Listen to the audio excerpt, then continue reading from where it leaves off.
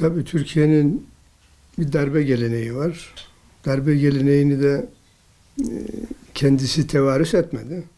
Bu Osmanlı'dan beri gelen bir gelenek. Osmanlı'ya bakmadan Türkiye'deki darbeleri anlamak mümkün değildir.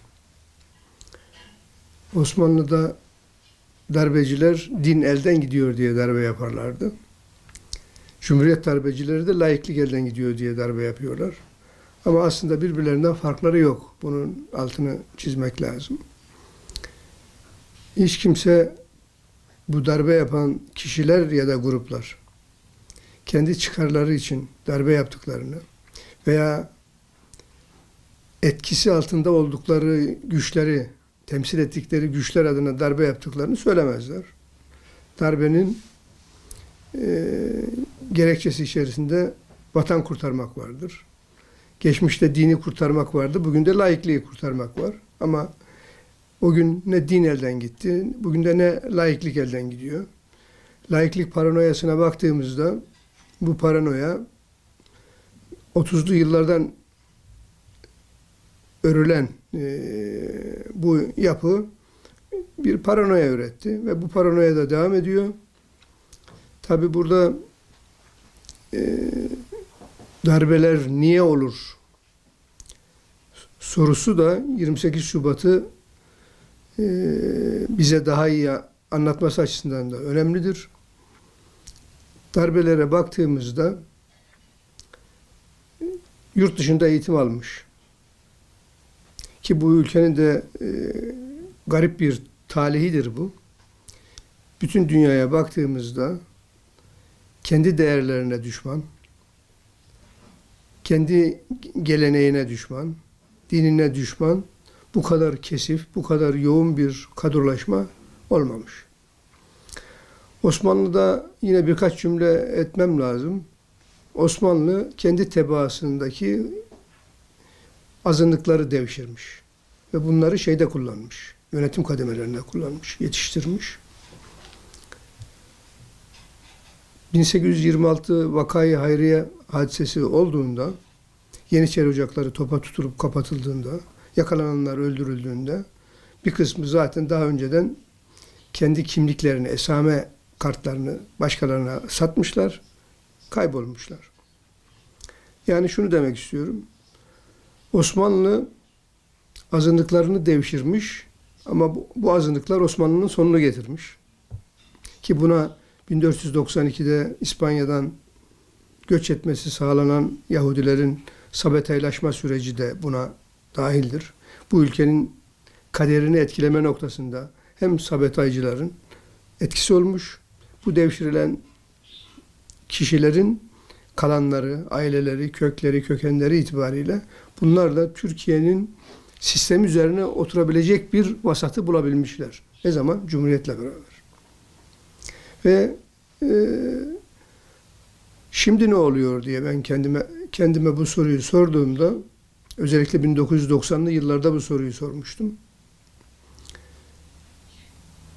Osmanlı azınlık, özellikle Hristiyan çocuklarını devşirirken bugün kurulan Cumhuriyet'le beraber bizim ahali, halkımız yeni kurulan sistem tarafından, Cumhuriyet tarafından devşirilmeye başlanmış. Bu devşirmeyi yapanlar da Batı'yı kıble olarak görenler, Batı'yı felsefi olarak, medeni olarak kabul edenler, hatta ona iman edenler bu sefer bizi devşirmeye başlamışlar. Yani önce biz onları devşirmişiz. Osmanlı'da Cumhuriyet'le beraber de Müslüman ahali, bu ülkenin gerçek sahipleri, Cumhuriyeti kuran kadroların oluşturduğu sistem içerisine yerleşen anlayışla beraber bizi devşirmişler. Tabii niye darbe olur sorusunun cevabı içerisinde bir de şu var. Cumhuriyeti kuran kadrolar da Osmanlı kadroları. Şuna kanaat getirmişler. Bizim geri kalma sebebimiz, yegane sebebimiz dindir, İslamiyet'tir. Biz bu dini ortadan kaldırdığımızda veya etkisizleştirdiğimizde, tırnak içerisinde Tanrı'yı gökyüzüne hapsettiğimizde, medeni dünyaya dahil olabilmek maksadıyla atacağımız adımlarla beraber biz de bu geri kalmışlıktan, büyük devlet olma vasfını kaybetmiş, küçülmekten, parçalanmış bir hale gelmekten kurtulacağız düşüncesinin hakim olduğunu görüyoruz. Aslında Cumhuriyet ideoloğunun Mustafa Kemal Paşa olmadığı kanaatindeyim ben. Cumhuriyet'in ideoloğu, Osmanlı batılılaşmasının ideoloğu olan 2. Mahmut'tur.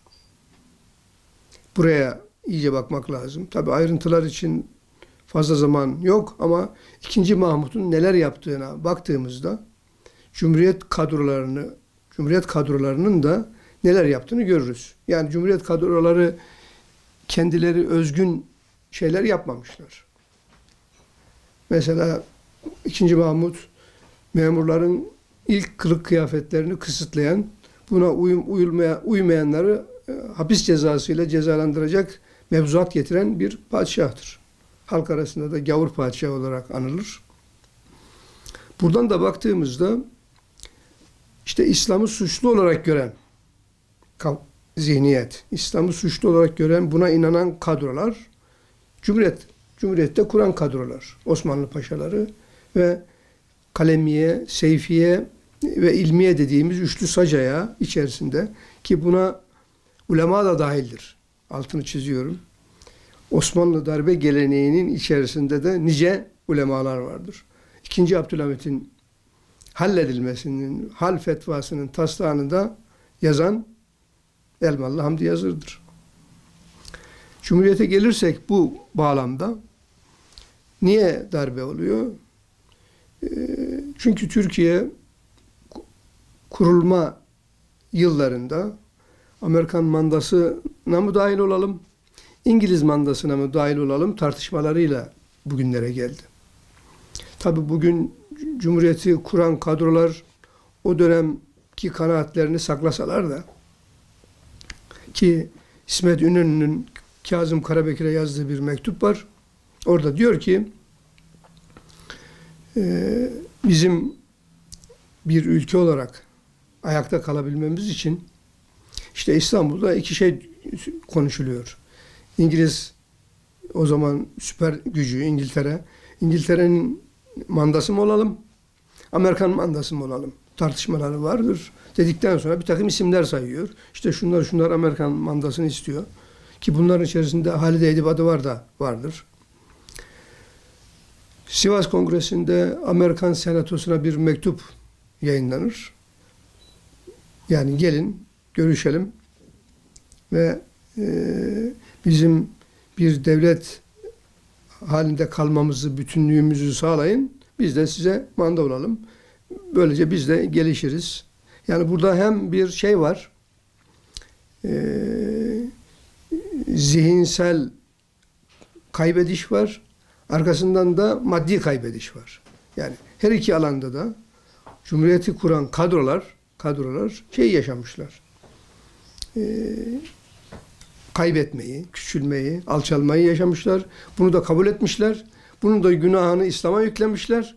Demişler ki işte Batı'nın güçleriyle, süper güçleriyle onların koruma şemsiyesi altına girersek biz ayakta kalırız. Kalan toprak parçasıyla. İşte Cumhuriyeti kuran kadrolar yönünü Batı'ya dönünce ülkeyi yöneten kadrolar da oralarda yetiştirilmiş. Doktora çalışmaları, kaymakamlar, valiler, askerler hep Batı'ya eğitim almaya gönderilmiş. Üniversite öğrencileri Batı'ya eğitim almaya gönderilmiş. Ama bunlara burada bizim değerlerimizle ilgili, aşkın değerlerimizle ilgili hiçbir bilgi verilmeden, onlar belli bir koruma altına alınmadan, gitmeden önce onlarla mülakat yaparak, gelince hangi konuma geldikleriyle ilgili hiçbir çalışma yapılmamış. Dolayısıyla Türkiye içerisindeki yönetici kadrolar Amerika'nın, İngiltere'nin, Fransa'nın, Almanya'nın nüfuz alanlarında yetişmiş kadrolar olmuşlar. Ve bu kadrolar Türkiye'ye geldiklerinde bu ülkenin değerleriyle, yaşam biçimiyle, kültürüyle, geleneğiyle geri kaldığını ve bunun Batı'daki değerlerle beraber değiştirilmesi gerektiğine inandırılmışlar. Ve bizim değerlerimize karşı da düşman haline gelecek kadar da bilinir hale gelmişler. Mesela Amerika'da kurs gören 2400'ün üzerinde subay var. Bunların önemli bir bölümü Türkiye'deki bütün darbelerin içerisinde yer almıştır.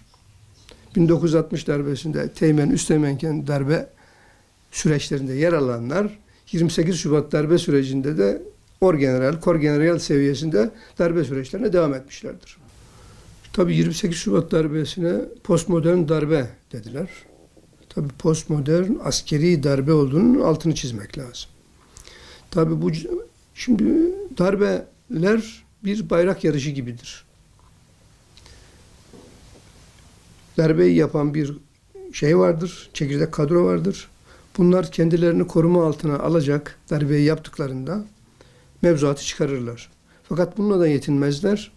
Kendilerinden sonra gelecek darbe kuşağını kendi kucaklarında büyütürler. Ve kendileriyle ilgili darbe mevzuatını onlara verirler.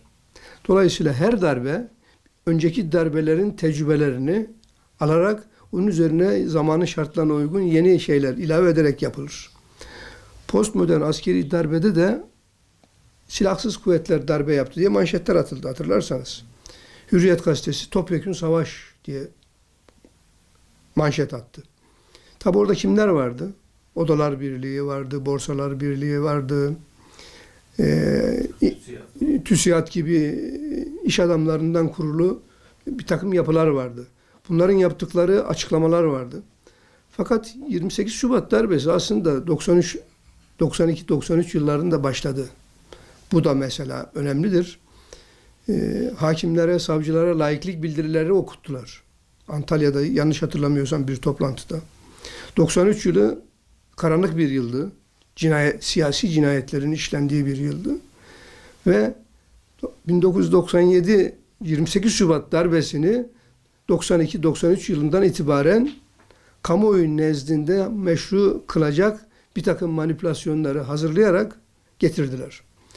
28 Şubat darbesi bu yönüyle tanklar belki Sincan'a bir gösteri yürüyüşüne çıktı ama silahlarla beraber yapılan bir darbe değildi. Ama her darbenin görünür yüzü askerlerdir ama her darbenin arkasında sivil paşalar vardır. 28 Şubatlar bugünden baktığımda etkilerini görüyor musun? 28 Şubat'ın bitmediğini görüyorum. 28 Şubat'ın da bu zihniyetle bitmeyeceğini de görüyorum. Tabii 28 Şubat sürecinin bitmemesinin en önemli sebebi de bu ülkenin %40'a yakın bir kesiminin Batı tarafından devşirilmesi meselesidir. Bu çok hayati bir meseledir. Çok yüksek bir orandır. Yani bugün her şeye rağmen, yani Amerika'nın bize düşmanlığına rağmen, Batı'nın çifte standartlarına rağmen, Batı'nın biz resmi olarak Hristiyan olmasak da yaşam biçimimizle, hayatımızın içerisindeki kültürel değerlerle çok farkımız olmayan bir hayatı yaşıyoruz. Ama buna rağmen Batı'nın ötekisi olmaktan kurtulamıyoruz, kurtulamayacağız da. Buradan da baktığımda ve Türkiye'deki gelişmeleri de gördüğümde 28 Şubat'ın bu şartlar devam ettiği müddetçe bitmeyeceği kanaatindeyim ben de. Yani 1000 yıl sürecek diyen ki bir ara AK Parti'nin erken iktidar dönemlerinde işte 1000 yıl sürecek dediler. İşte 15 yıl sürdü dediler. Ama bugün gelinen nokta itibariyle Türkiye'nin belki de dışarıdaki tazyiklerin de etkisiyle geldiği nokta itibariyle bir de bizim neye inandığımız veya neye inanmadığımız noktasından baktığımda çünkü bugün geri kalmamızda İslam suçlu diyen Batı düşüncesini bu ülkede savunan en az %40'lık bir kesim var.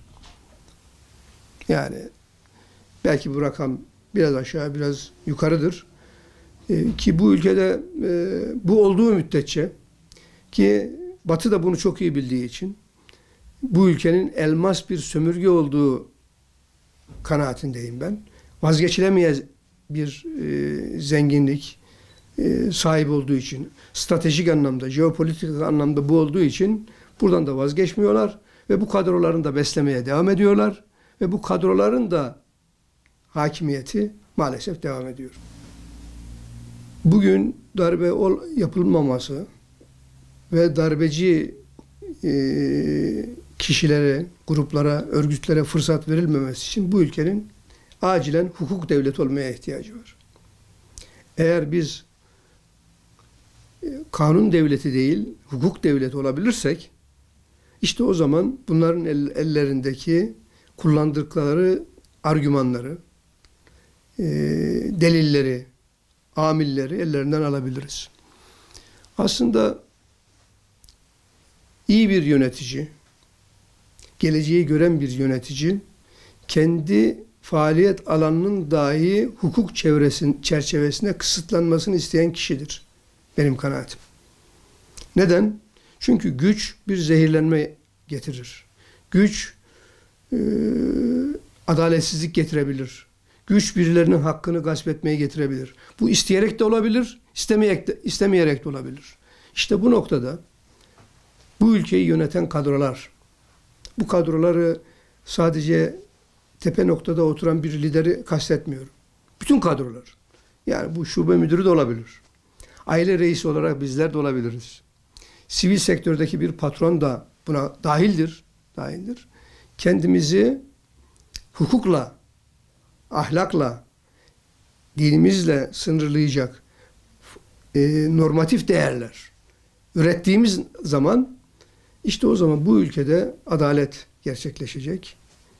Ki Aliya İzzet Begoviç'in o güzel sözü çok önemlidir. Bir Sırp askerini yakalayıp getirip de kendisine bunlar bize zulmettiler, kadınlarımızı kirlettiler, öldürdüler, biz de bunu öldürelim dediği zaman hayır diyor. Hayır. Düşmanlarımız bizim öğretmenimiz olamaz diyor. Bugün bizi yöneten kadroların bir şeye karar vermesi lazım. Doğulu mu olacağız, batılı mı olacağız? Müslüman mı olacağız, Hristiyan mı olacağız? Bu ülkenin en büyük handikapı budur.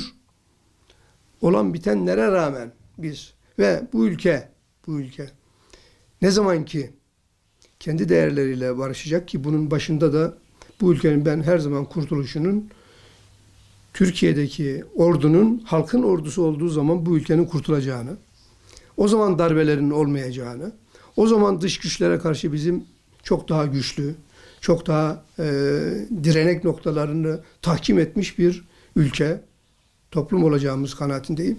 Toparlayacak olursam, hukuk devletine bu ülkenin tepe noktasındaki lider kendini de dahil ettiğinde, bütün yönetici kadrolar da kendilerini bundan hariç tutmadıklarında, işte o zaman darbeler olmayacaktır, olamayacaktır. Gerçekten o zaman yönetenlerle halk bütünleşmesi gerçek manada sağlanacaktır. Ve bu bizi gerçek manada içte ve dışta güçlü hale getirecektir. Önemli olan hukuka uygun, ahlaka uygun, vicdana uygun, adalete uygun bir yapının inşa edilmesidir. Bugün 12 Eylül Anayasası'nın içerisindeki bazı özgürlükçü maddeler. Ben bunu hayatım boyunca söyleyeceğim kanaatinde değildim. Bir darbe anayasasının bir maddesine bile geçen atıfta bulundum. Toplantı ve gösteri yürüyüşleri yasası özgürlükçü bir yasa ama bugün bu bile uygulanamıyor. Buradan da baktığımızda ne zaman ki biz hukuk devleti olmaya karar veririz, hukuk devleti olmaya da kimse şundan dolayı karar vermek istemiyor. Sıra bana gelir, bana yapılanı ben de başkasına yaparım düşüncesiyle bu gelmiyor. Ama gerçek manadaki kurtuluşumuz da budur. Tabii ben 1977'de harp okuluna girdim. 1981 yılında teğmen olarak mezun oldum. İlk görev yerim Diyarbakır'dı. Evlendikten sonra problemlerimiz, tabii harp okulunda namaz problemimiz, oruç problemimizle beraber başlayan bir takım problemlerimiz vardı.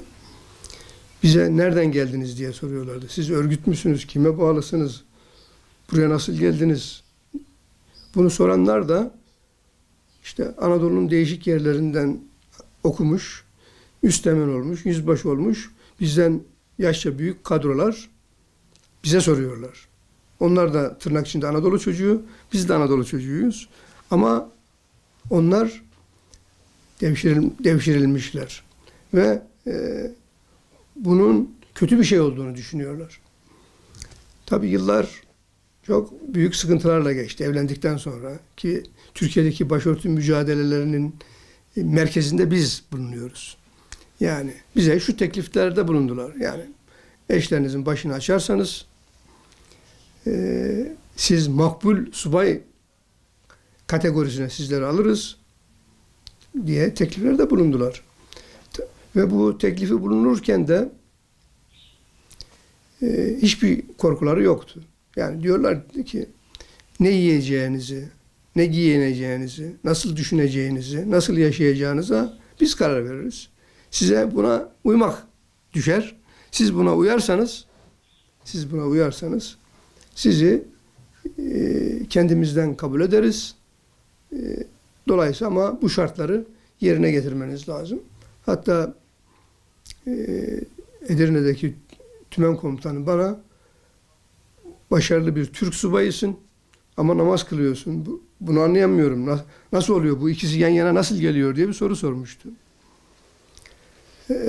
Ve tekliflerinin başında eşlerimizin başını açması şartı vardı.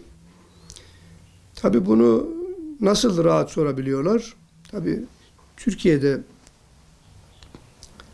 bir bürokrasiden, bir zümreden bahsedilecekse bir tek askeri bürokrasi vardır. Askeri bürokrasinin yanında sivil bir güç, sivil bir kadro hiçbir zaman olamamış. Yani askeri vesayet sistemi bunu sürekli engellemiş. Yani Cumhuriyeti kuran kadroların askeri kadrolar olmasının da bunda etkisi vardır. Osmanlı'nın da asker devlet olmasının içerisinde bunun etkisi vardır. İşte o darbelerin olmaması süreci içerisinde de özgüvenli, imanlı, ahlaklı, doğuyu da bilen, batıyı da bilen sivil kadrolarımızın olması lazım. Gerçek manada sivil kadrolarımızın olması lazım. Yoksa askerler sivillere başıbozuk derler. Başıbozuk, üniforma giymeyen anlamıyla başıbozuk derler. Üniformal kadroyu ayırırlar ve bunlara güvenilmeyeceğini söylerler. Ne zaman ki biz siyasi, teknik, ilmi tam manasıyla sivil kadrolar oluşturduğumuzda ve bunlar rahatlıkla kendi değerlerini savunabildiğinde o zaman darbe olmayacaktır. Hala bu ülkede bence etnik sorun yoktur. Mezhebi sorun yoktur. Bu ülkede Batı'ya söylüyorlar İslamofobi diye. İslamofobinin merkezi bu ülkedir.